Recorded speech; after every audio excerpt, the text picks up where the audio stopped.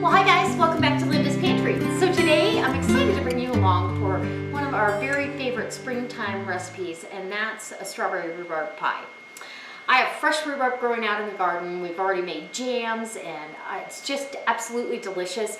And I thought, you know, we took a road trip to California, and they have fresh strawberries. We stopped at a little roadside stand on the way home, and you got out of the car and that's all you could smell were strawberries. They had just picked them yesterday morning, and so I got them all prepped and I bought a big flat of them. Some are going in the freezer. We had a fresh fruit salad last night, and now I'm going to make strawberry rhubarb pie. So what I've got is pretty simple. About 1 3/4 cups of flour, 1/4 of a cup of butter, and 1/4 of a cup of shortening. And then you're going to need a little bit of salt, just a little. Pie crust should be flaky and have almost a savory, to me, when it's paired with something so sweet. I think it should be almost a savory flavor. And this cold butter and cold shortening, cut into the flour until you get nice little uniform pieces and a mess on your counter. This is always a bonus. So now that we've got pretty much pea size, or uniform crumble, you're going to have some texture in here, and that's what you want. You don't want it too small, or it just doesn't make as big a pocket. So we've got some ice water here, and I'm going to go ahead and add some ice water. About 2 tablespoons to begin with. This keeps the butter and the shortening cold as well. You can put your shortening in the refrigerator if you'd like. I did not do that this time, but so you're just going to incorporate that water until you feel like you could actually make this into a dough ball. You don't want too much, because then you'll be going to add some more flour if you do that. But I think we're going to get close here. So maybe a total of 3 tablespoons. That was about, the last 2 were about teaspoons there, maybe.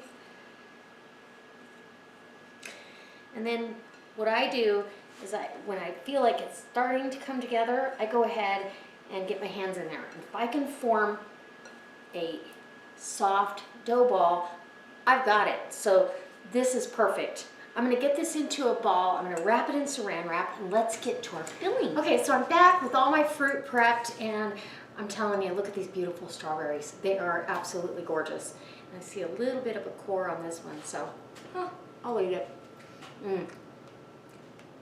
Sweet, yet tart, absolutely wonderful. So now I've got a little, it's a tad over a pound. I didn't try to get it exact, but you want 2 pounds of fruit, and that means a pound of rhubarb and a pound of strawberries. If you are over or under a little bit, it's not going to matter. You're just going to have a really healthy pie, and mine is a little bit over. In this measuring cup, I've got 3/4 of a cup of white granulated sugar and a 1/4 cup of brown sugar, and that's my preference. I also want to put a 1/2 teaspoon, or well, actually a 1/4 of a teaspoon, excuse me, of ground cinnamon. It just adds a little background that you go, I like that. And then to that as well, we're going to add some cornstarch or some kind of clear gel. You could use tapioca starch, potato starch, any kind of, you want it clear. If you were opposed to any of those items, you could use flour, but it will make your mixture cloudy. So 3 tablespoons of that, because as your fruit cooks, it's going to let go of water, and especially the strawberries. The rhubarb's a little more dense, and then I was going to whisk that, but I think I'm just going to get in there with a fork and stir that around. And we're going to mix most of this over the berries.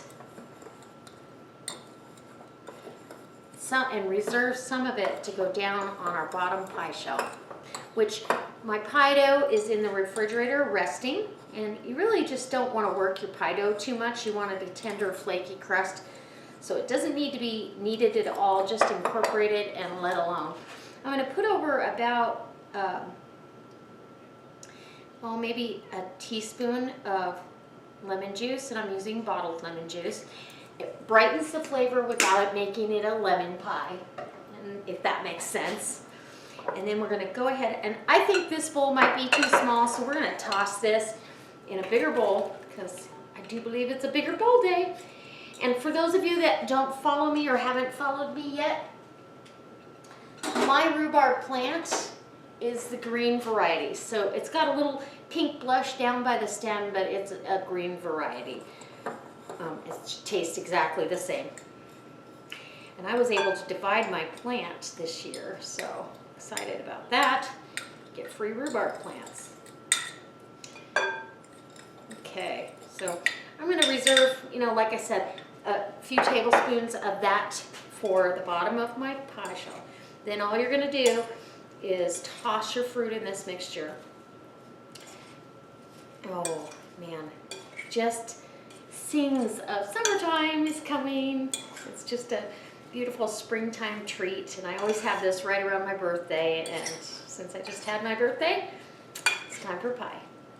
All right, I'm going to set this aside, get my pie dough rolled out. So, see how that looks? It looks beautiful. All right, so we're going to set that over there, and it'll kind of macerate and start breaking down the fruit a little bit too, which is kind of what we want. Now, we're going to clean off this counter so I can roll out my pie dough. So here I've got my pie dough that I wrapped in saran wrap. It's been sitting in the refrigerator while I get the rest of this stuff ready.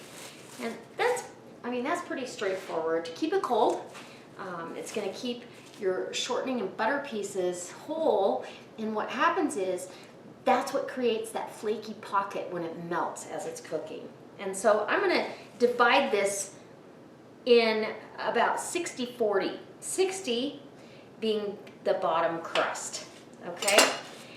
And the reason I'm doing that is because the top is going to be a lattice crust, so we don't need it solid.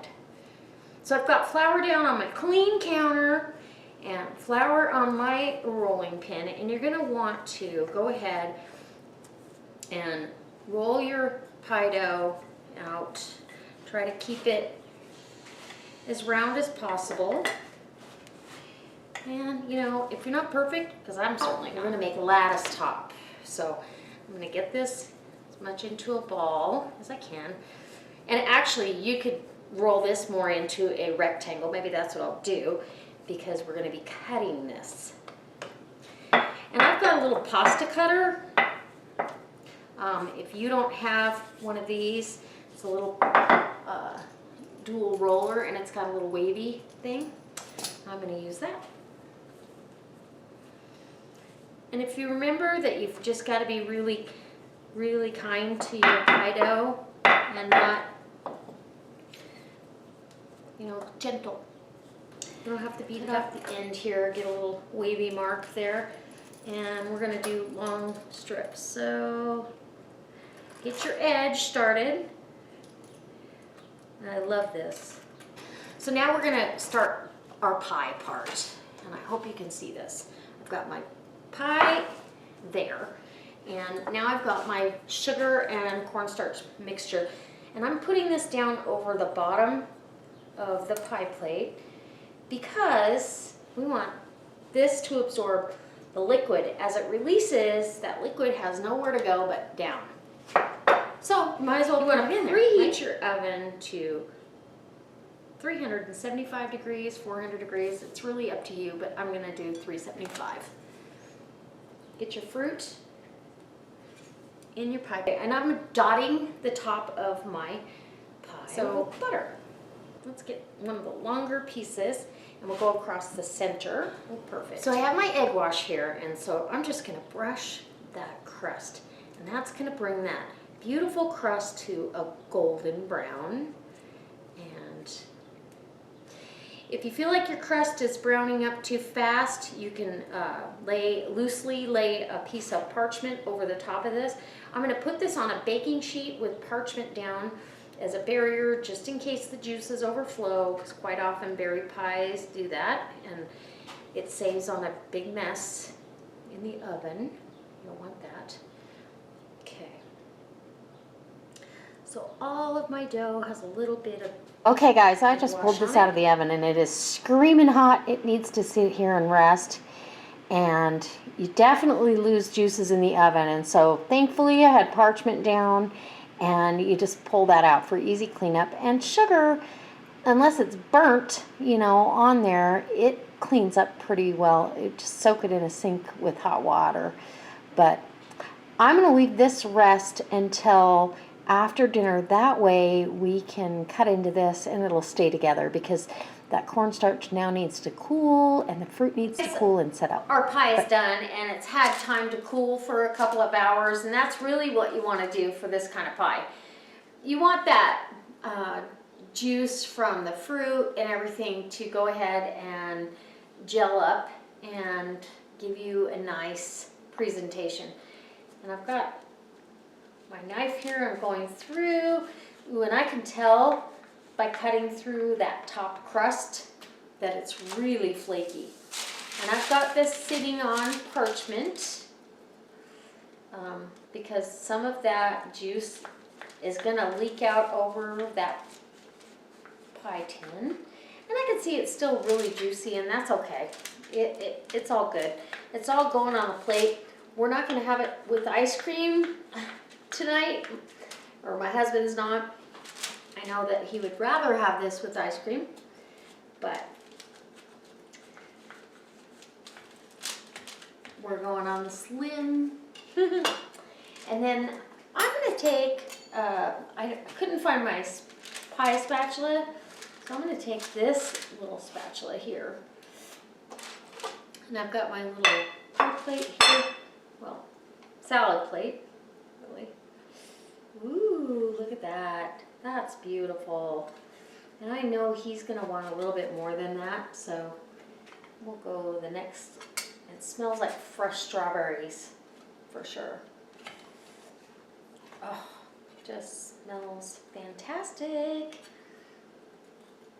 So let me get another small piece out. There we go, right there. And that'll equate a large piece of pie, and we're ready to serve this up.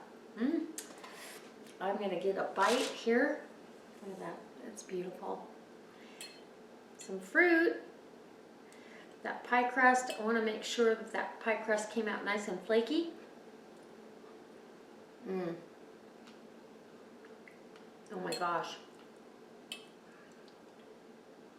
Absolutely flaky. And the pie's still warm. A scoop of vanilla ice cream on here would just be fantastic, or some frozen yogurt. So guys, I hope it inspires you to come back next time. Go check out the links that I've left for you in the show more box below. I've given you an Amazon link to some really cute pie plates, and oh, look at that pie crust. Flaky, yum. And go over and check out my Facebook page. Say hi over there, hit the thumbs up. And I've got my Zaycon Foods link. Don't forget to sign up for free and get deep discounted meats from them. Oh my gosh, it's so tart and fruity and fresh.